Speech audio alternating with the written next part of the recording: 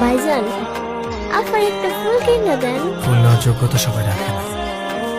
আর তুমি আমাকে এই পার্ক ছাড়া কখনো কোথাও নিয়ে গেছো? আর সব সময় দিছো এই এক সস্তা ফুল। এত সুন্দর দেখতে, তারপরে ফুল নেওয়ার যোগ্যতা রাখে না।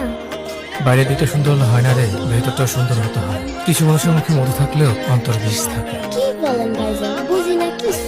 ওসব তুই বুঝবি না, এই টাকাগুলো রাখ, তোমরা পরীক্ষা করাতে কাজে লাগবে। ধন্যবাদ ভাইজান। আচ্ছা, আজকে তাহলে আমি যাই।